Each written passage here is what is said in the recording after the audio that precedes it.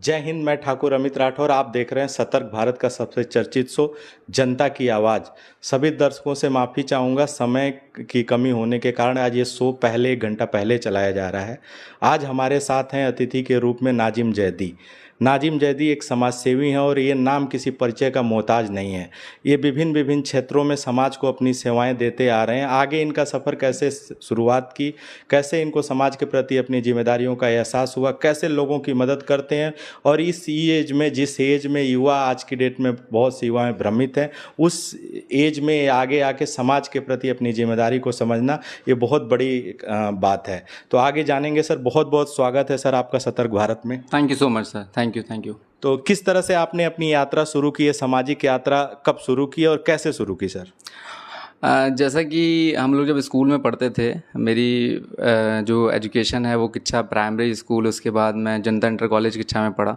वहाँ पे हम लोगों को प्लांटेशंस का बहुत शौक़ था, पेड़ लगाते थे हम तरह तरह के। तो ऐसे ही उसके बाद ग्रेजुएशन के बाद 2014-15 में हम लोग अपने बिज़नेस काम धंधे पे बैठे थे। तो कई सारे फ्रेंड्स हम लोग बैठे थे, तो ऐसे ही प्लान किया कि हम लोग जब कर रहे हैं तो प्रॉपर एनजीओ की शक्ल में काम किया जाए। एक एनजीओ हम लोग बनाते हैं। तो ग्रीन इन्वायरमेंट की शुरुआत 2015 से हुई है। जैसा कि उसको चलाते चलाते आज 8 साल होने वाले हैं। 2015 में हम लोगों ने स्टार्टिंग में प्लांटेशन किया और काफ़ी सारे डिफरेंट फील्ड में हम लोगों ने काम किया। लोगों का सपोर्ट मिला, अप्रिसिएशन मिला। जब उस एप्रिसिएशन से हम थोड़ी सी पावर आई, एनर्जी आई हमारे अंदर, तो हम धीरे धीरे आगे भी बढ़ते रहे। तो आपके पास कैसी टीम है? इतना आगे हर क्षेत्र में आप काम करते हैं, तो अपनी एक टीम कैसे बनाई? किस तरह से लोगों को जोड़ा? किस तरह से लोगों का विश्वास आपके प्रति हुआ कि आप समाज के प्रति अपनी जिम्मेदारी को निभा रहे हैं? कैसे आपकी टीम बनी? कैसे रूपरेखा तैयार की आपने अपने एनजीओ की?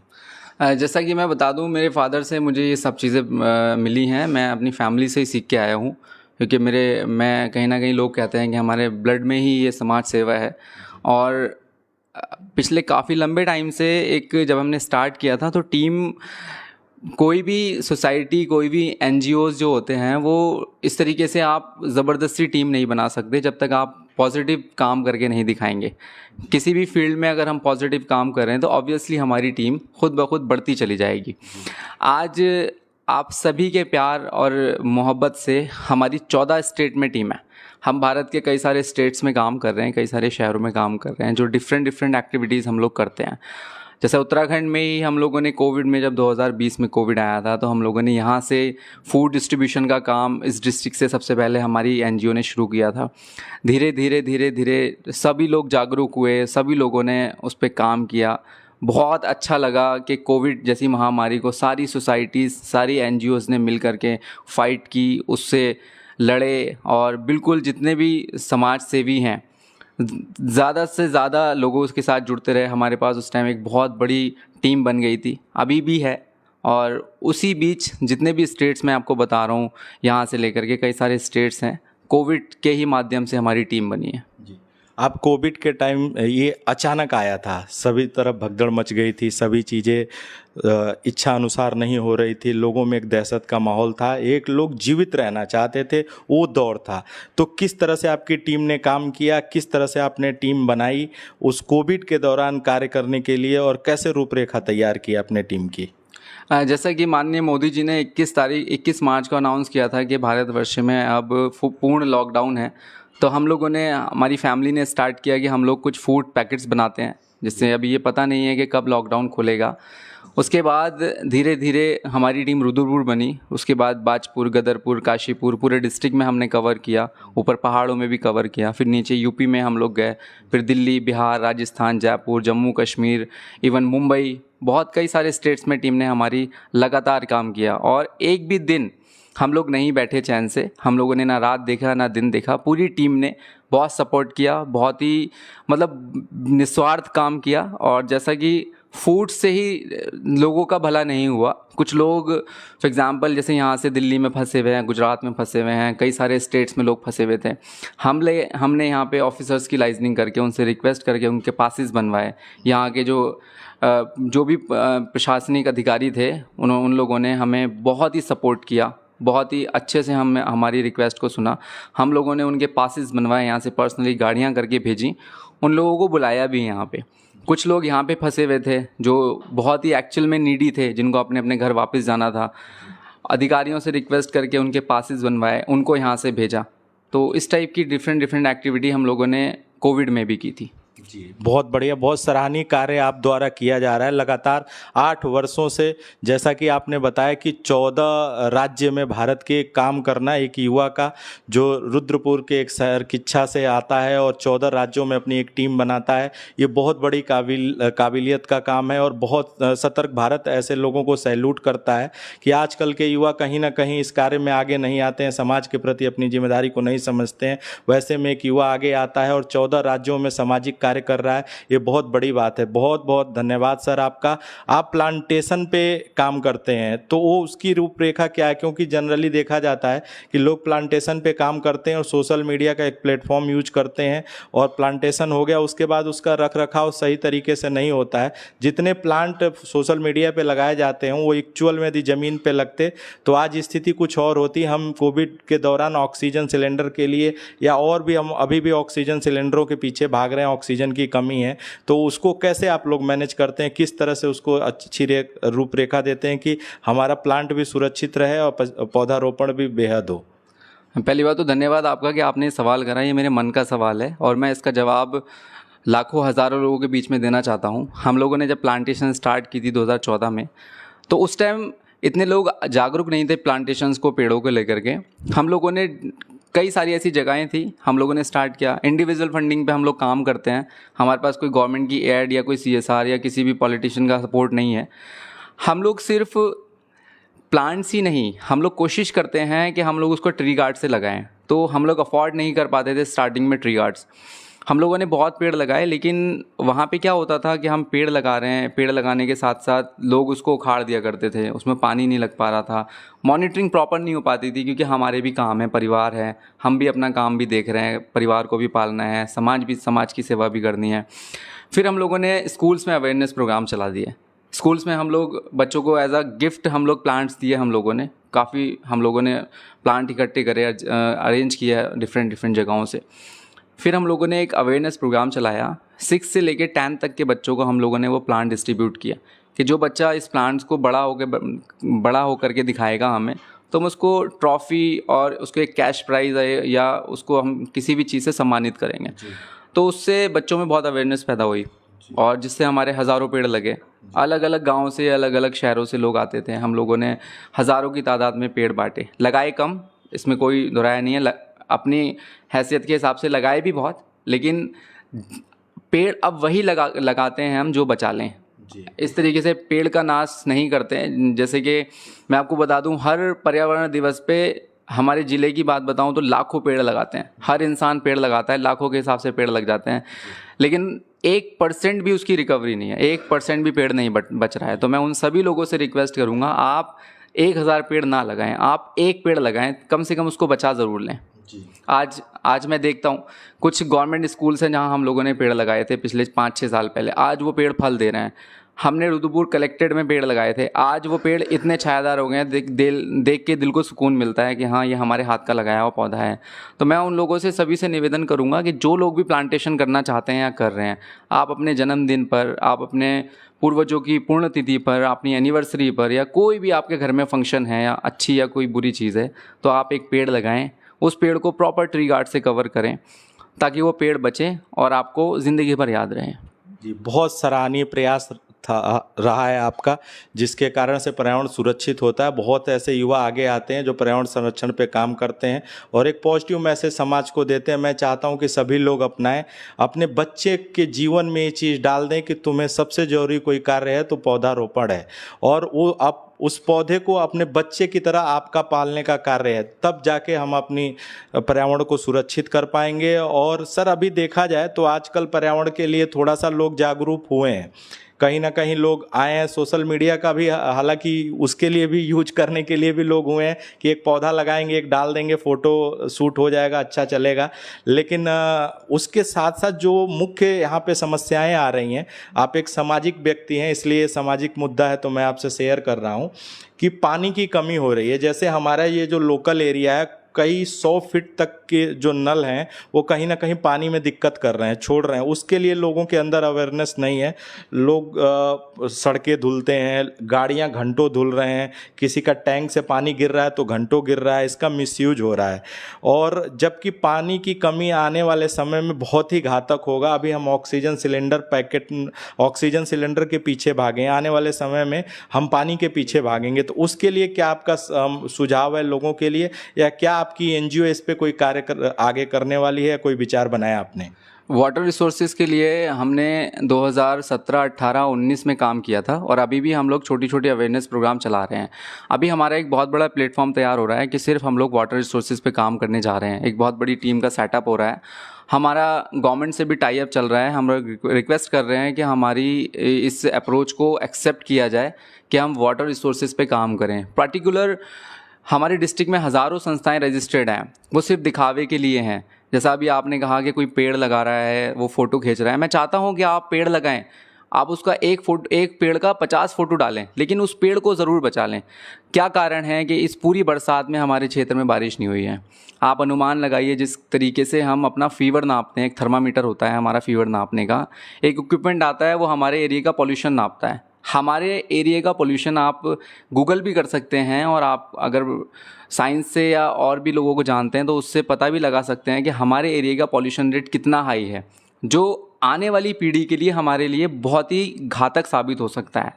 तो मेन रीज़न ये है पानी का कम होना, पानी का गंदा होना, बारिश ना होना, सिर्फ और सिर्फ प्लांटेशन।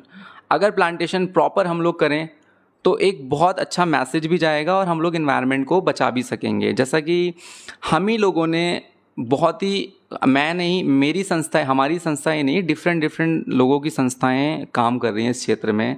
हम लोग किसी भी बर्थडे में या किसी भी अधिकारी के आने या जाने में हम लोग कोई सेलिब्रेशन नहीं करते हैं। हम लोग एक गिफ्ट के तौर पे एक पौधा देते हैं, ताकि वो पौधा उसको याद रहे कि हमने उनको उनके बर्थडे पे दिया था, किसी की एनिवर्सरी पे दिया था, या हमने उनके रिटायरमेंट या उनकी ज्वाइनिंग पे दिया था। तो वो एक सिर्फ पौधा नहीं है, वो एक अवेयरनेस जागरूकता अभियान का हिस्सा है। तो मैं सभी लोगों से ये अपील करूँगा, आप सभी लोगों से, कि ज़्यादा से ज़्यादा प्लांटेशंस पे फोकस करें। ताकि आप बिल्कुल सोचिए कि हम जब छोटे हुआ करते थे तो 8-8, 10-10 दिन की बारिश हुआ करती थी, आज वो बारिश कहाँ गई? तो रीज़न बीइंग यही है कि हमारे एरिया में प्लांटेशन नहीं है। पानी का कम होना रीज़न ये है कि हमारे एरिया में कॉरपोरेट बहुत बड़े बड़े हैं, उनका पानी का बहुत खर्चा है। उनका होना भी जायज़ है, वो कॉरपोरेट भी यहाँ होना ज़रूरी है, लेकिन कुछ जिम्मेदारियाँ हमारी भी बनती हैं, कॉरपोरेट की भी बनती हैं, कि उसको हम लोग बखूबी निभाएं। जी, पानी का कमी हमारे लिए बहुत घातक है। पानी सभी लोग बचाएं। आपने बहुत अच्छे से बताया, पानी के लिए सभी लोगों को आगे आना चाहिए, साथ साथ पर्यावरण के लिए आना चाहिए। अच्छा है, आप फ़ोटो लीजिए, लेकिन वो फ़ोटो और खूबसूरत होगा जब आप इस साल लगा के फ़ोटो ले रहे हैं और अगले साल उसी पौधे के साथ आप फ़ोटो लेंगे कि देखिए हमने इतना बड़ा इस पौधे को कर लिया, तो उस फ़ोटो की खूबसूरती बढ़ जाएगी। तो सभी लोग अपने बच्चों को, अपने जीवन में जो भी अच्छा कार्य घटित हुआ हो, अच्छा शुभ दिन आया हो, उसमें आप पौधा रोपण करिए। सर, आजकल देखा जाए तो जो यूथ है, युवा है, वो कहीं ना कहीं, ये प्रश्न मैं सबसे पूछता हूँ जितने लोग भी आते हैं, क्योंकि आप लोग सामाजिक व्यक्ति हैं और आप लोग इस पे काम भी करते हैं, कहीं ना कहीं नशाखोरी की तरफ जा रहा है, जुए की तरफ जा रहा है, गलत सोशल मीडिया का गलत उपयोग करता है, कहीं ना कहीं वो भ्रमित हो जाता है, अपनी मुख्य धारा से भटक जाता है, जिससे वो अलग अलग तरह के अपराध भी करने लगता है। तो उन युवाओं के लिए क्या मैसेज है? आप एक यूथ आइकन हैं, आप युवाओं के लिए, युवा होके आगे आए हैं, समाज के प्रति अपनी जिम्मेदारी को समझ रहे हैं, तो कहीं ना कहीं वो युवा जो भ्रमित है उसको भी समाज के प्रति जिम्मेदारी समझनी चाहिए। और वो कैसे आगे आए, क्या सुझाव है आपका, या कुछ उनके लिए भी आप लोग वर्किंग करते हैं, जैसे आपका कोई एनजीओ आगे उस पर कार्य करना चाहती है जो नशा से उनको मुक्ति मिल जाए और उनको भी समाज के कार्य में जोड़ा जा सके?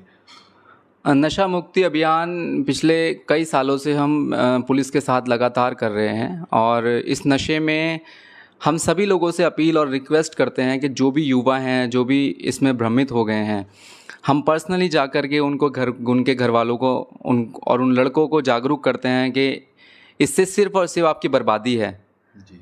और आप अपना फ्यूचर, अपनी फैमिली का फ्यूचर और अपने आप को ख़त्म कर रहे हैं। तो मैं और मेरी पूरी टीम उन सभी लोगों से ये रिक्वेस्ट करती है कि आप नशे से बिल्कुल दूर रहें, अपने किसी काम धंधे पे लगें, अपना कोई छोटा मोटा काम करें। ज़रूरी नहीं है आप 1,000 रुपये रोज़ कमाएं, आप 200 रुपये रोज़ कमाएं, एटलीस्ट उसको बचाएं।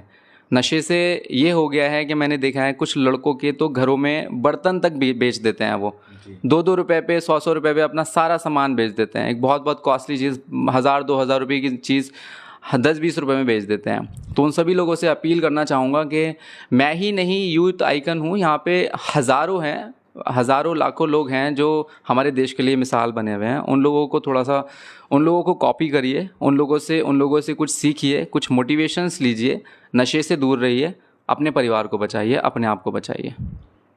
बहुत बढ़िया तरीके से आपने बताया। आपको कुछ लेना है तो जो दूसरे व्यक्ति से अच्छाई है आप अपने अंदर धारण करिए और उससे आगे बढ़िए। अपने व्यक्तित्व को देखिए कि आप किस दिशा में हैं और सामने वाला सामाजिक कार्य कर रहा है तो वो किस दिशा में है। समाज की जिम्मेदारी आपकी भी बनती है, हर युवा की बनती है। सबसे युवा देश है हमारा, तो हम सबको आगे आना चाहिए अपनी समाज के प्रति और अपने देश के प्रति। ये फर्स्ट होना चाहिए, आप उसके बाद आप आते हैं।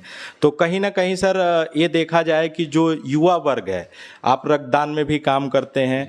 कुछ युवा यहाँ पे हैं रुद्रपुर में जो काफ़ी आगे आके रक्तदान में लोगों की मदद करते हैं और उसके लिए प्रेरित भी करते हैं, कैंप भी लगाया जाता है। फिर भी कहीं ना कहीं ऐसा देखा जाता है कि जो रक्तदान में फैमिली आती है वो फैमिली डोनेशन नहीं हो पाता है या लोग इसके प्रति जागरूक नहीं है। बहुत लोगों के अंदर धारणा है कि मैं ब्लड दूंगा तो मैं कमज़ोर हो जाऊंगा, और या बहुत लोग ये सोचते हैं कि मैं अपना ब्लड किसी और को क्यों दूं, जबकि उनको खुद की आवश्यकता पड़ती है तो सोचते हैं सबसे पहले मुझे मिल जाए। तो इसके लिए आप लोग कोई जागरूकता अभियान चलाते हैं? क्या मैसेज है ऐसे लोगों के लिए जो ब्लड नहीं देना चाहते लेकिन खुद लेना चाहते हैं? मैं उन लोगों से सिर्फ यही रिक्वेस्ट करूँगा कि अपने जैसा जानें कि अगर नीड है तो आपको इमिडिएटली 5 मिनट में ब्लड चाहिए, चाहे वो डजेंट मैटर कि वो कोई से भी ग्रुप का है। अगर 5 मिनट अगर देर हो जाते हैं तो हमें अटेंडेंट का या जो हमारे पास रिक्वेस्ट कॉल आता है उसकी 4 बातें सुनने को भी मिल जाती हैं कि आप इतना लेट कर रहे हो, आप इस फील्ड में काम कर रहे हो। तो मैं उन सभी लोगों से रिक्वेस्ट कर रहा हूँ कि समाज सेवियों ने ना कोई बीड़ा नहीं उठाया है आपका, आप लोग ज़्यादा से ज़्यादा आगे आएँ, उन समाज सेवियों को मोटिवेट करें जो दिन रात, मैं देखता हूँ हमारी खुद की टीम और अदर टीम्स हैं, मैं देखता हूँ कि जाड़ों में, गर्मियों में दिन में 4-4 बजे, रात को 4-4 बजे, सुबह के 5-5 बजे वो डोनेशन करा रहे हैं। तो उन लोगों से कुछ सीखना चाहिए। और ऐसा भी नहीं है कि प्लेटफॉर्म पे वो नहीं आ रहे हैं, वो सोशल मीडिया पे हमेशा अपडेट रहते हैं, हम लोग अपडेट रहते हैं। तो अगर एक ब्लड अगर आपने 2 बार भी दे दिया 1 साल में तो काफ़ी होता है। मेरी खुद की, अमित भैया, मेरी खुद की 20वीं डोनेशन है, मैंने इस बार 20वां डोनेशन है मेरा। तो कमज़ोरी नहीं आती है, हमारे अंदर से जो एक्स्ट्रा खून होता है वो निकल जाता है और हमारे अंदर जो नया खून जनरेट होता है वो बहुत स्पीड में जनरेट होता है, जिससे हमारे हार्मोन्स अच्छे पैदा होते हैं, हमारी नसों में ब्लड का सर्कुलेशन बहुत अच्छा हो जाता है और हमारी बॉडी पहले से और ज़्यादा एक्टिव और हेल्दी हो जाती है। तो इससे आप डरिए मत, आप ब्लड, जाहिर सी बात है, मैं कह रहा हूँ दिन में 4 बार, साल में 4 बार दीजिए। 3 महीने के बाद डोनेशन इजीली दे सकते हैं आप, और ज़्यादा से ज़्यादा दीजिए, प्लीज़ रिक्वेस्ट कर रहा हूँ, क्योंकि हमारे यहाँ ब्लड का कंजम्पशन बहुत ज़्यादा है। अगर हम 100 यूनिट कराएं या 1 लाख यूनिट कराएं, यहाँ पे कंजम्पशन हो जाता है, क्योंकि हमारा जो उधम सिंह नगर है ये यूपी के कई सारे क्षेत्रों से जुड़ा हुआ है जहाँ पे ब्लड का कंजम्पशन बहुत है।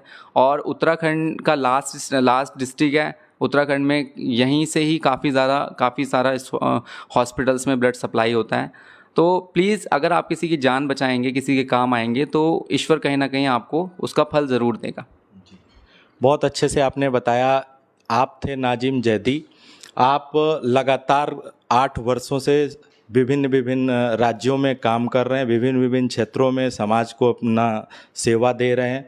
कोविड के दौरान इन्होंने बढ़ चढ़ के हिस्सा लिया, जागरूकता फैलाई, राशन किट बांटा, जो जैसे भी हॉस्पिटल में एडमिट कराया, सिलेंडर की आवश्यकता थी ऑक्सीजन सिलेंडर प्रोवाइड किया गया, दवा का अभाव था तो दवा दिया गया, पौधारोपण बेहद लेवल पे लोग करते हैं, जल संरक्षण पे भी ये लोग आगे काम करते हैं और लगातार इनकी एक अच्छी टीम है जो हर क्षेत्रों में काम करती है और सोशल मीडिया का सदुपयोग करती है। सोशल मीडिया पे लोग काफ़ी एक्टिव रहते हैं और सोशल मीडिया का सामाजिक कार्य में अहम रोल होता है, क्योंकि कई बार ऐसा होता है शोर मचाना पड़ता है।